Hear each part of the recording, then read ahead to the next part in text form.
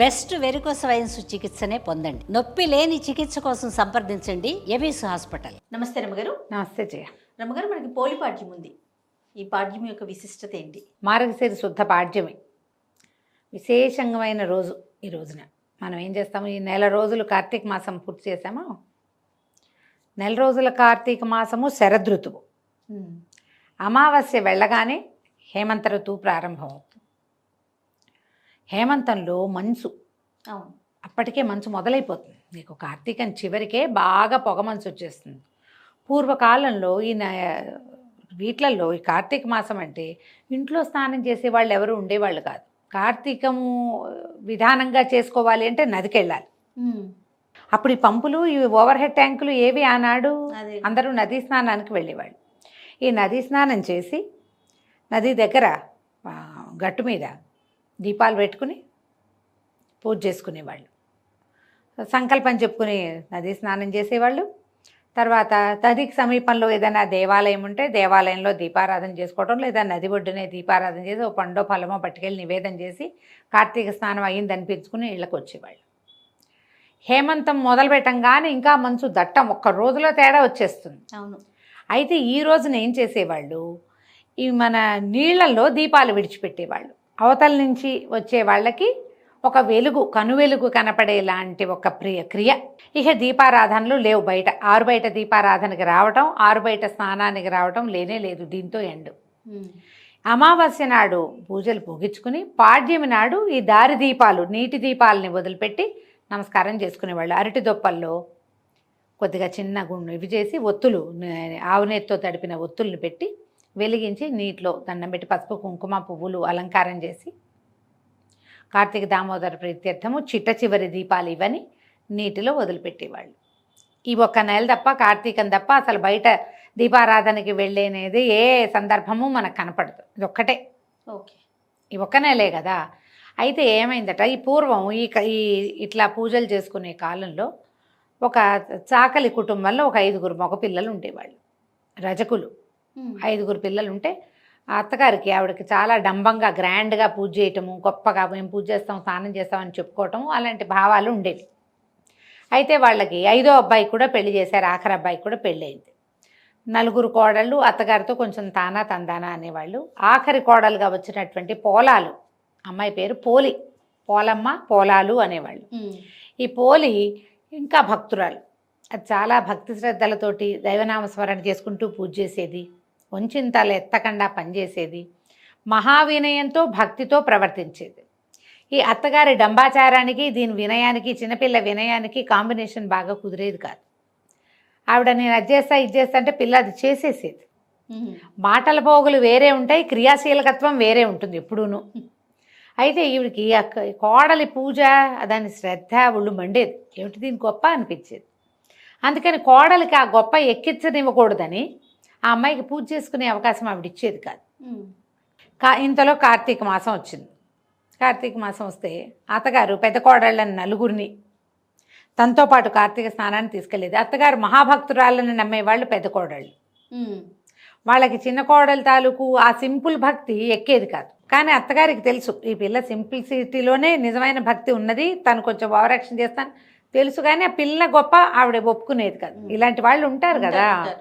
అయితే ఏం చేసేది, రోజు పెద్ద కోడలు 4గురిని తనతో పాటు స్నానానికి తీసుకుపోయేది. ఈ చిన్నపిల్లకి పాల్ది, గేదెల దగ్గర బాగు చేయి అని ఇలా 100 రకాల పనులు చెప్పేది. పిల్ల ఇంకా నదీ స్నానానికి వెళ్ళలేక ఇంట్లోనే నీళ్ళు పోసుకుని నిశ్శబ్దంగా దీపం పెట్టుకునేది. దీపానికి కూడా ఇంట్లో పెద్ద ఆసరా ఏం ఉంచేది కాదు అత్తగారు. పిల్ల ఏం చేసేది, రోజు మజ్జిగ చేసేది కదా. ఆ కవ్వానికి కొంత జిడ్డు ఉంటుంది. పెరట్లో ఉన్న పత్తి చెట్టు నుంచి కొద్దిగా పత్తి తీసుకుని అవి ఆ చల్లకవ్వంలో దాన్ని టైట రాపాడిస్తే కొంచెం జిడ్డు అంటుతుంది. దాన్ని వెలిగించి దీపం కనపడకుండా దాని మీద బుట్ట బోర్లించి దీపాన్ని సానుకూలంగా పెట్టుకునేది. అత్తగారు వచ్చేసరికి దీపం వెళ్ళిపోయేది కూడా. దీపం పెట్టిందని పెద్దగా ఎవరికీ తెలియదు. తనకు దేవుడికి తెలిస్తే చాలు, జనాలు చూడటం ఎందుకు మన దీపాలు. ఇప్పుడు మనం ఎట్లా అయ్యాం, మనం ఏం చేస్తున్నామో ప్రపంచమంతా చూడాలి. ప్రపంచం కోసమే, ప్రపంచం కాదు, మనం లేవు, దేవుడు అసలు లేడు. అసలు మిగిలిందంతా ప్రపంచమే. అవునండి. వాళ్ళకి చూపించాలి, వీళ్ళకి చూపించాలి, నేను ఇట్లా చేశాను, నాకు అంత బాగా వచ్చు, నాకు అదేమిటో వచ్చు. అసలు విషయాన్ని వదిలేస్తున్నాం. ఏంటేంటో కొత్త వింతలు, కొత్త పోకడలు, పూజా విధానంలో కూడా ఎన్ని తీసుకొచ్చేసారు. ఎన్నో ఎన్నో ఎన్నో పద్ధతులు. అంతే, ప్రపంచం కోసమే చేస్తాం. ఈ అమ్మాయికి ప్రపంచ పూజ లేదు, దైవ పూజ మాత్రమే ఉంది. నెల గడిచింది. నెల గడిచేసరికి చివరికి అమావాస్య నాడు వచ్చింది. అమావాస్య తెల్లవారితే పోలిపాడ్యమి. అందరూ స్నానాలకు వెళ్ళిపోయారు. నది ఒడ్డున దీపాలు వదిలిపెట్టారు. నదిలో దీపం మరి దీపాలు వదిలిపెట్టాలని క్రియ ఉందిగా, వాళ్ళంతా దీపాలు వదిలిపెట్టుకుని పటిక బెల్లాలు పంచిపెట్టుకుని అందరికీ ముత్తైదులకి బొట్లు కాటికలు పెట్టి బోల్డ్ చేసుకున్నారు. ఈ పిల్ల అయ్యో ఈ ఆఖరి రోజునైనా నీటిలో దీపం వదిలిపెట్టలేకపోతేనే ఇట్లా చేసుకున్నాను అని ఏం చేసింది, మళ్ళీ కాస్త ఒత్తి తీసి చిలికిన వెన్నని ఆ ఒత్తికి పట్టించి దీపం వెలిగించి ఏం చేసింది, దండం పెట్టుకుని నీటిలో వదలాలి. వాకిట్లో చాకటి బాణ ఉంది, వాళ్ళకి చాకింటి బాణ అంటారు, పెద్ద బాణలు ఉంటాయి రజకుల దగ్గర, ఇది వరకు ఉండేవి. ఇప్పుడు ఏం చేస్తున్నారో అని కమ్ము బిడవటం అని ఒక పద్ధతి ఉంటుంది. కమ్ము బిడవటం అంటే ఈ బాణని పొయ్యి మీద ఎక్కించి కింద మంట పెట్టి చవుడు సున్నము అవి వేసి బట్టలు, తెల్లటి బట్టలు అందులో పడేస్తే నీరు కావి రంగతపై తెల్లగా బట్టలు ఉడికి వాటి మధ్యలో ఇంచి ఉన్న మురికంతా పోయేదన్నమాట. కమ్ము పిడిచేవాళ్ళు, అదొక పద్ధతి ఉండేది. నా చిన్నప్పుడు నేను కూడా చూసేదాన్ని, నాకు బాగా తెలిసేది. బట్టలు కాగులో వేసేసేవాళ్ళు అనమాట. ఈ పెద్ద బాణ ఎక్కువ బట్టలు జాడించడానికి కూడా ఆ బాణ వీలుగా ఉండేది. బాణలో నీళ్లు ఉన్నాయి. ఈ అమ్మడు ఏం చేసింది, ఈ దీపం వెలిగించిందిగా, వెలిగించిన దీపాన్ని బాణలో వదిలిపెట్టింది. బాణలో అది ఇట్లా కదులుతోంది. దండం పెట్టుకుంది, ఇదే నదనుకో నాయన, ఇదే నదనుకో, నేను ఇంతే చేయగలుగుతాను, కానీ పద్ధతి విధానం మాత్రం మానకుండా దండం పెట్టుకుంది. ఎప్పుడైతే ఈ పోలి నీటిలో వదిలిపెట్టి కార్తీక దామోదర ప్రీత్యర్థం ఈ దీపాన్ని వదిలిపెడుతున్నానని పెట్టుకుందో, వెంటనే వైకుంఠంలో ఉన్న విష్ణు పార్షదులకి ఆజ్ఞ వచ్చింది. భూలోకంలో ఫలానా ఒక పల్లెటూరులో రజకుల ఆ ఇంటి కోడలు ఆఖరి పిల్ల పోలి ఆ అమ్మాయిని తీసుకురండి అని. విమానం వచ్చింది. విమానం దిగుతోంది, పైనుంచి దిగుతుంటే ఈ చెరువు గట్టునున్న వాళ్ళంతా చూశారు. చూసి ఆ కోడళ్ళు అన్నారు, ఆహాహా మా అత్తగారు అద్భుతమైన భక్తురాలు, నెల రోజుల నుంచి తను దీపాలు పెట్టింది, తను స్నానం చేసింది, తను మంచి పని చేసింది, మాతో కూడా చేయించింది, మా అత్తగారి కోసమే విమానం వస్తుంది అనుకున్నారు. విమానం చెరువు గట్టున ఆగల, నది ఒడ్డున ఆగకుండా ఊళ్ళోకి వెళ్ళింది. ఊళ్ళోకి వెళ్ళి ఆ అమ్మాయిని, ఈ పోలమ్మని చేతులు పట్టి లోపలికి తీసుకున్నారు. విష్ణుమాల వీళ్ళు ఎలా ఉంటారంటే విష్ణు పార్షదులు సాక్షాత్ విష్ణు స్వరూపులుగా ఉంటారు. శంఖచక్రాలు ధరించి పద్మమాల అలంకృతులుగా ఉంటారు. మెడలో తామర పూల మాలలు ఉంటాయి. పెద్ద పెద్ద విశాలమైన నేత్రాలు, తిరునామాలు, సాక్షాత్ విష్ణు స్వరూపులుగా ఉంటారు. మీరు గమనించండి, విష్ణువాలయాల్లో గుమ్మానికి అటు ఇటు జయ విజయులు నుంచుంటారా, వాళ్ళు ఎట్లా ఉంటారు, శంఖచక్రాలు ధరించి చక్ర గదా పద్మహస్తులుగా ఉంటారు. మెడలో పద్మమాల అలంకృతగా ఉంటారు. మెడలో పువ్వుల దండలు ఉంటాయి. ఆ దండ ఏదో పువ్వులు కాదు, పద్మాలే. అవునండి. ఇక్కడి నుంచి ఇక్కడికి నేత్రాలుండి పెద్ద పెద్ద పట్టివర్ధనాలు ధరించి సాక్షాత్ విష్ణు స్వరూపులుగా ఉంటారు. వాళ్ళు ఎక్కించుకున్నారు అమ్మాయిని. ఎక్కించుకునేసరికల్లా విమానం చెరువు గట్టు మీద నుంచి వెళ్ళంగానే అమ్మో పోలికి విమానం ఎక్కేసింది, దాన్ని తీసుకుపోతున్నారు, నేను మాత్రం ఎందుకు వెళ్ళకూడదని అత్తగారు ఏం చేసింది, ఆ విమానంలో కొస కూర్చుని కాళ్ళు వేళ్లాడేసుకున్న పోలమ్మ 2 కాళ్ళు పట్టుకుంది అత్తగారు.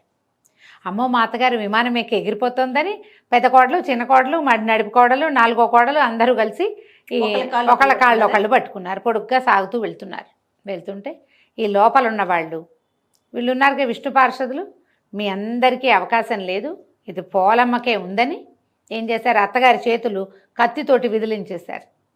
విదిలించగానే అత్తగారు పడింది, ఆవిడతో పాటు 4 కోడళ్ళు ఢామని కింద పడ్డారు. పోలమ్మని స్వర్గారోహణ చేయించేశారు.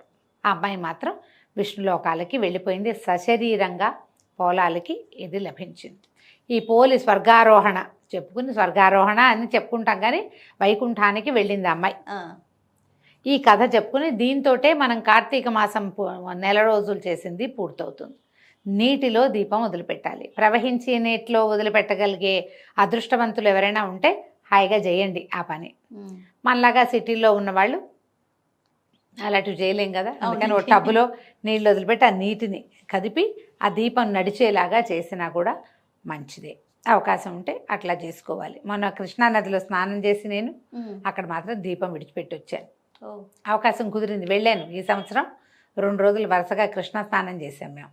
అప్పుడు దీపం వదిలిపెట్టాను. సరే, కార్తీకంలో ఎప్పుడైనా మంచిదే, చివరి ఈ పాడ్యమి నాడు చేస్తే ఇంకా ఎక్కువ విశేషం. మేము ఈ అవకాశాన్ని బట్టి చేసుకోండి. పోలిపాడ్యంతో మనకి కార్తీక మాసం వ్రతం పూర్తయినట్టు అనమాట. ఈ రోజున ఏం చేస్తాము మనము, ముత్తైదులు ఎవరికైనా తాంబూలాలు ఇచ్చుకోవచ్చు. తెల్లవారుజామునే దీపాలు విడిచేస్తాం, రాత్రి కాదు. అవును, తెల్లవారే, పాడ్యమి తెల్లవారుతోనే దీపం విడిచిపెట్టేసేయాలి, స్నానం చేయటం. దీంతో కార్తీక స్నానాలు కూడా ఎండనమాట.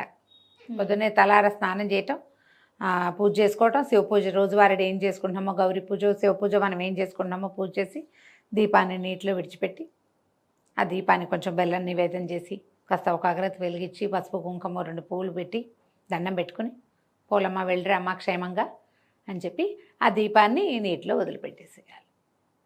ఇలాగా మనం పోలిపాడ్యమి పూజని పూర్తి చేసుకుంటాం.